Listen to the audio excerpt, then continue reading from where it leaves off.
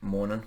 I thought I seen this article throughout the week. I thought I would do a video on it, react to it while I'm having my breakfast here. It's back day today, so eat the food, do the work, grow the back. And the article here it was from The Guardian, so you know without any hesitation that it's going to be top-notch journalism and it's going to be factual. Now the article is Just Don't Do It, 10 Exercise Myths. Now you may think with the title, I thought anyway with the title, Exercise Myths, it might have been something in regards to just, maybe exercise myths. Useful ones. But it's not. It's kind of like this sort of ideology of the kind of pro-fat pride thing. It's kind of trying its best to negate responsibility where it can.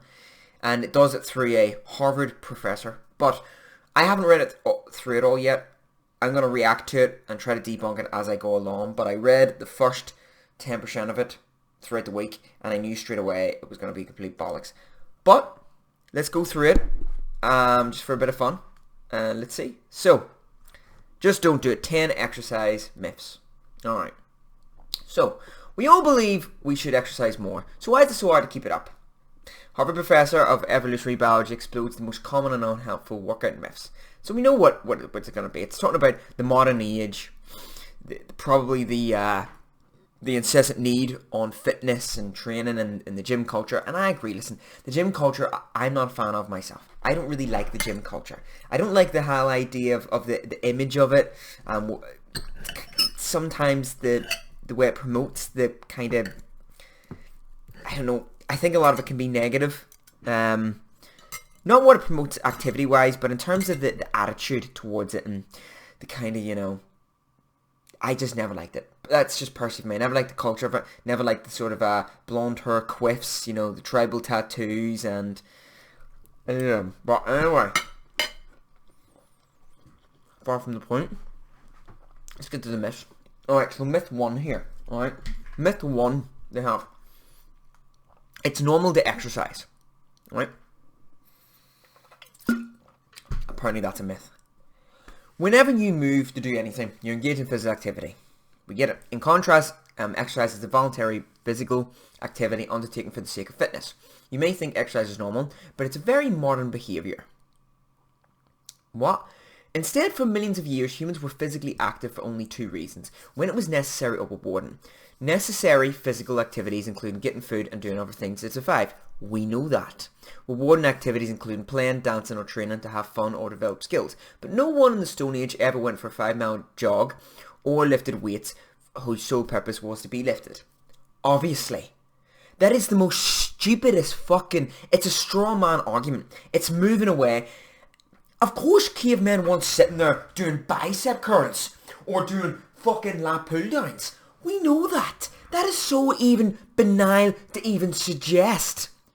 But the point was they were doing physical activities because in evolutionary it is required for the development of us, not only for our mental well-being but our physical development as well. Now, we're not cavemen. And this is the thing throughout this whole shitty article is, from even the first 2 myths that I pre-read, it seems to be that he picks it where he wants to. He picks when he wants the pre-age man to use it as an example to support his ideology. And then also then he uses it as in the flip turn. It doesn't make sense. So, obviously we know cavemen weren't doing pointless things. We know they weren't doing curls. But they were doing activities. The problem is that in this age, we're not cavemen anymore. We also don't hunt. So we have to fight against the new modern age. The new modern age is of a sedentary, gluttonous age. One way we simulate that, similar to what cavemen would have been doing with going out and hunting, is go to the gym. Focus some sort of activity on it. It's stupid even suggest. Myth 2. Avoiding exertion means you're lazy. When I see an escalator next to the stairway, a little voice in my brain says, take the escalator. Am I lazy? Although escalators didn't exist in the bygone days, that instinct is totally normal because physical activity costs calories that until recently were always in short supply and still are for many people. When food is limited, every calorie spent in physical activity is a calorie not spent on critical functions, such as maintaining our bodies, storing energy, and reproducing. Because natural selection ultimately cares only about how many offspring we have, our hunter-gatherer ancestors evolved to avoid needless exertion. Exercise unless it was rewarding. So don't feel bad about natural instincts that are still with us. Instead, accept that they are normal and hard to overcome. Again, negating responsibility. It's the kind of fat pride movement yet again. We live in a modern age already where there's enough excuses around. And there's enough support for people wanting the excuses. We think that it's a society where you're pressured into it. It's not. Society most days now is to support the idea that it's okay to be fat. Oh, you don't want to do it's okay to be that. I know everyone loves a cupcake in the mornings. Everything is trying to negate responsibility. And this fuckface is just trying to give people more excuses to do that. Again, trying to make this sort of contrast between cavemen. It's not relevant whatsoever here. Because of one prior thing. Back then, it was essential. Back then, you had maybe one big meal and it was very important to keep your calories. In case maybe another tribe came along to try to wipe you out, you needed to keep your energy or you needed to go out and hunt for maybe 7 or 8 hours long days. The problem with that idea though is, the big problem is, we're not in those ages anymore. We overeat. There was no caveman back then consuming 3,000 to 4,000 calories. There's no caveman weighing 15 to 16 stone. We are in a gluttonous age where we overconsume. Hence the reason why taking the stairs opposed to the escalator might actually be a fucking good idea. Sitting is the new smoking. What the fuck's this now? You've probably heard scary statistic that we sit too much and it's killing us. Yes, too much physical activity and inactivity is unhealthy. But let's not demonize the behaviour as normal as sitting. People in every culture sit a lot. Even hunter-gatherers who lack furniture sit about 10 hours a day, as much as most Westerners. But there are more and less healthy ways to sit. Less studies show that people who sit actively by getting up every 10 to 15 minutes wake up their metabolisms and enjoy better long-term health than those sit inertly for hours on end. In addition, leisure time sitting is more strongly associated with negative health outcomes than work time sitting. So if you work all day in a chair, get up regularly, fidget, and try not to spend the rest of the day in a chair. Okay, so one thing you're saying is you're trying to debunk the myth that we sit too much. But in the end of the paragraph you say, yeah, we do sit too much, we should get up more. Yeah, waste of fucking time. Our ancestors were hard-working, strong and fast. The common myth is that people uncontaminated by civilization are incredibly natural-born athletes who are super strong, super fast, and able to run marathons easily. No one has ever said no one has ever made the argument that our ancestors or our cavemen could run marathons. We argue that they could probably much healthier, could probably run a good bit, and probably much fitter than the average person, but certainly not running marathons. I don't know, again, strawman argument, you've just slotted that in there and assumed that we've said that. Fuck off. Not true, most hunter-gatherers are reasonably fit, yes, but they are only moderately strong and not especially fast. Their lives aren't easy, but on average they spend only about 2 to 3 hours a day doing moderate to physical activity. It is neither normal nor necessary to be ultra fit or ultra strong. We know that. That's why there's only a small handful of people in society deemed to be ultra fit or ultra strong. Athletes, for example, which is, wait for it, your sport, your livelihood, your income. That would make a difference. Yes. You can't lose weight walking. That's not a fucking myth. That's not a myth. No one says that. Yes, you can lose weight. I'm not even gonna read that one. It's. I'm gonna want your knees. That is actually true. That one, and I don't know what he's gonna say here, but that is actually true. High impact cardio, like running, can actually have an effect on your knees. I can even just sum these myths straight away, and it don't even make sense. It's normal to be less active as we age. Again, a myth. These are starting to get more normal. These are trying to tackle more normal exercise myths. The only problem is that he is completely fucking wrong when he's saying them. Let's pick one more because I can't really feed through this. This is gonna piss me off. Let's just pick one more. One random one. What looks amazing? Exercise is the magic bullet. Fuck it, let's go. Finally, let's not oversell exercise as a medicine. Although we never evolved to exercise. Oh, we did.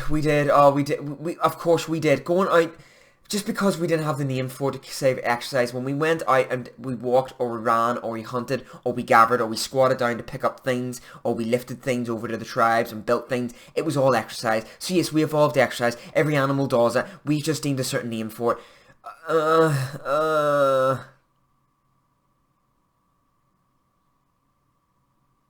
Anyway, although we never evolved to exercise, we did evolve to be physically active just as we evolved to drink water, breathe air, and have friends. Thus, it's the absence of physical activity that makes us most vulnerable to many illnesses, both physical and mental. In the modern Western world, we no longer have to be physically active. So we invented exercise. It's the same thing. It's the word. It's the word. That's the only difference. We've gave it a word.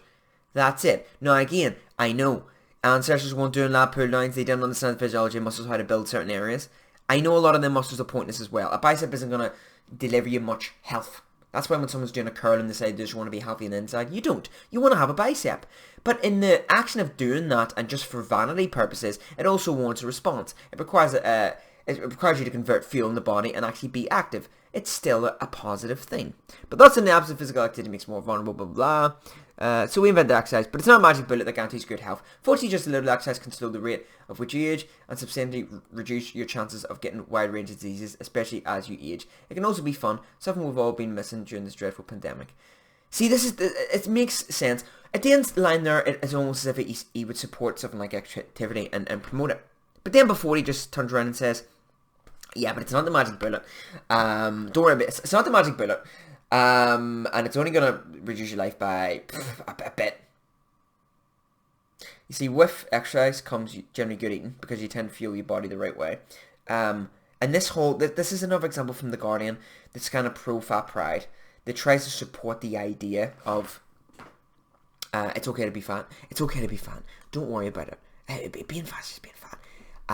Don't worry about it. It's okay. And, you know, it's society's problem. It's not your problem. And, you know, we can't do much about it. The modern age is hard. The reason why we're in the situation we're in now is because even poor people have too much. Now, that sounds controversial for me to say, but listen, I don't mean in luxuries and objects. I mean in terms of access. A poor person has a wider choice than King Henry did. You know, King Henry, I think they used to get all servants to make him like every meal imaginable under the sun, then he'd pick what one was favourite. Someone poor has the wider choice and a healthier choice than the kings did back then. They can go to a shop and pick anything they want, and it's quite affordable. And gluttony, we overconsume. That's why you see so much you tell me it's a poor society, but in the same time, you've got people that's overweight. The only way you get that is from overconsuming, overeating. It's hard, because we live in a modern age like that now. Everything tastes very good. It's very, very, very tasty. It hypes up your endorphins. You have dopamine hitting through your body. You love the hit. You keep going. It's hard. Once we've had the taste of that kind of that ambrosia, that paradise, it's hard to fight against it now. And we're never, let's be fair, we're never going to truly fight against it. But we need to do certain things to try our best to try to just hold back on that as exercise goes. Eating moderately healthy. Those things are required for us to get the best shot at this. Because if we don't, the gluttony is going to increase. The sights on expedient things, short-term, rewarding goals, just like how something tastes, is going to increase. And we're going to go down a very negative path. We're going to become lazier, but not just lazier mentally. That also transmits to lazier in a sort of attitude and a personality as well. And that's not a society that builds, prospers, and innovates. Anyway, I've been called from the Orcs Den. The anger I've exerted this morning will help me later on for my workout, so I thank you for listening. Bye-bye.